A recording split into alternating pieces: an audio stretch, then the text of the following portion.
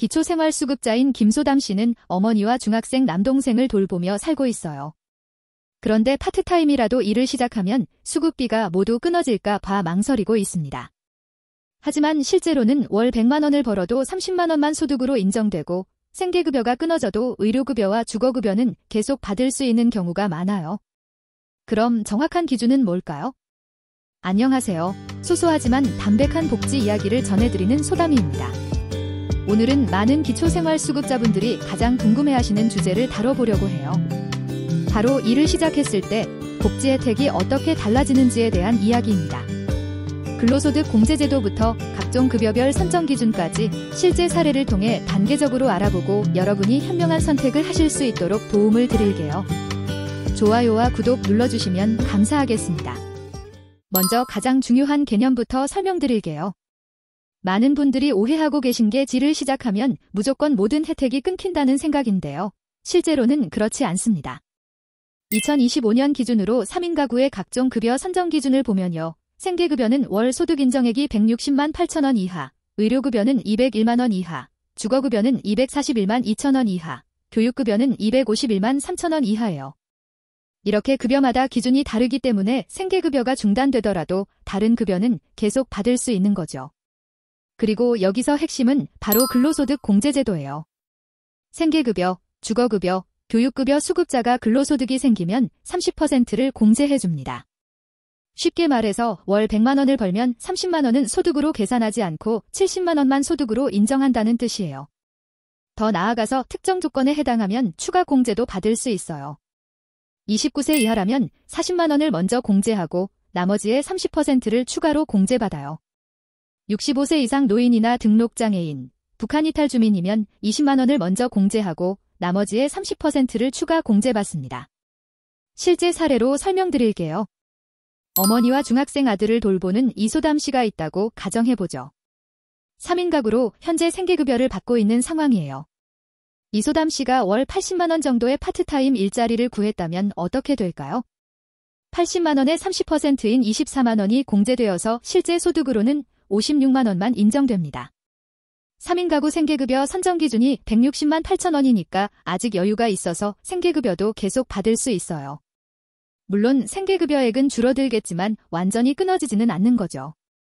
만약 이소담 씨가 120만 원을 벌게 된다면 어떨까요? 30% 공제를 받으면 84만 원이 소득으로 인정되어서 여전히 생계급여 기준 안에 들어가요. 하지만 만약 150만 원을 벌게 되면 105만 원이 소득으로 인정되어서 생계급여는 중단될 수 있지만 의료급여 기준인 201만 원보다는 훨씬 낮기 때문에 의료급여는 계속 받을 수 있어서 병원비 걱정은 덜 수 있겠죠. 그런데 어머니를 돌봐야 하는 상황이라면 또 다른 혜택이 있어요. 질병이나 부상으로 거동이 곤란한 가구원을 종일 간병해야 해서 근로가 어려운 경우에는 근로무능력자로만 구성된 가구의 특례를 받을 수 있거든요. 이런 경우 조건부가유예를 받아서 자활사업 참여 의무도 면제될 수 있어요. 실제로 이런 상황에 있는 분들을 보면서 안타까운 마음이 들 때가 많아요.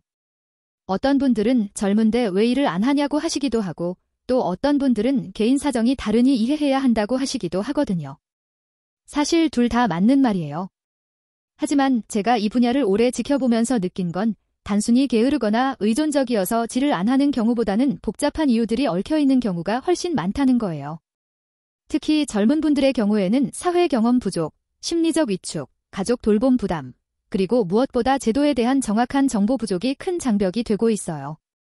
예를 들어 희망키움 통장 같은 자산 형성 지원 제도를 활용하면 실제로는 일정 소득을 유지하는 게 더 유리한 경우도 있거든요. 월 90만 원 정도의 소득을 꾸준히 유지하면서 통장에 적금을 쌓고 정부에서 매칭 펀드를 지원받아서 목돈을 만들 수 있어요. 이런 경우에는 무리해서 소득을 늘리기보다는 안정적으로 일정 수준을 유지하는 게 장기적으로 더 도움이 될 수 있어요. 또한 의료급여 1종과 2종의 차이도 중요해요. 1종은 본인 부담금이 거의 없지만 2종은 일정 비용을 본인이 부담해야 하거든요. 만성질환이나 정기적인 치료가 필요한 가족이 있다면 이런 부분도 신중하게 고려해야 해요. 조건부가유예를 받으려면 몇 가지 조건이 있어요. 미취학 자녀를 종일 양육해야 하거나 질병이나 장애로 거동이 곤란한 가구원을 간병해야 하는 경우 또는 대학생인 경우 등이 해당되죠.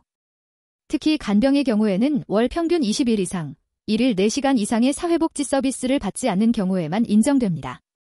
처음 일을 시작할 때는 무리하지 말고 점진적으로 접근하는 게 좋아요. 예를 들어 월 50만 원에서 80만 원 정도의 소득부터 시작해서 점차 늘려가는 방식으로요. 이렇게 하면 급여가 갑자기 끊어지는 위험도 줄일 수 있고 일에도 천천히 적응할 수 있거든요. 물론 자활사업이라는 선택지도 있긴 해요. 자활근로에 참여하면 소득에 대해 30% 공제 혜택을 받을 수 있고 기술도 배울 수 있어서 나쁘지 않은 제도예요. 하지만 공제율만 보면 일반 근로와 동일하고 실제로는 일반 직장에서 일하는 게 장기적으로 더 유리한 경우가 많아요. 일반 직장에서는 승진 기회도 있고 더 높은 소득을 올릴 수 있는 가능성도 크거든요. 특히 29세 이하라면 일반 근로소득에 대해 40만 원을 먼저 공제하고 나머지의 30%를 추가로 공제받을 수 있어서 자활사업보다 훨씬 유리해요. 예를 들어 월 120만 원을 벌면 40만 원을 먼저 빼고 80만 원의 30%인 24만 원을 추가로 빼서 총 64만 원만 소득으로 인정받는 거죠. 실제로 계산해보면 생각보다 복지 절벽이 가파르지 않다는 걸 알 수 있어요. 예를 들어 3인 가구가 월 200만 원을 벌게 된다고 해도 30% 공제를 받으면 140만 원이 소득으로 인정되어서 주거급여 기준인 241만 원보다 훨씬 낮죠. 그러니까 주거급여는 계속 받을 수 있는 거예요.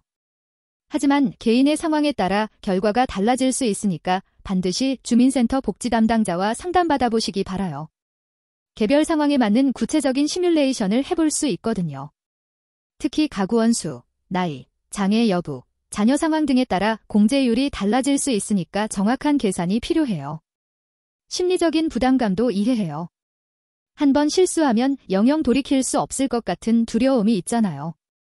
하지만 사회 안전망이라는 게 한번 실패하면 끝나는 게 아니라 상황이 어려워지면 다시 도움을 받을 수 있도록 만들어진 제도라는 걸 기억해 주세요. 마지막으로 한 가지 더 말씀드리고 싶은 건 근로능력평가에 대한 부분이에요. 18세 이상 64세 이하면 기본적으로 근로능력이 있다고 보는데 중증장애인이거나 질병으로 치료가 필요한 경우, 임신 중이거나 분만 후 6개월 미만인 여성, 미취학 자녀를 양육하는 경우 등은 근로능력이 없다고 판정받을 수 있어요. 정리해드리면 일을 시작한다고 해서 무조건 모든 혜택이 끊어지는 건 아니에요.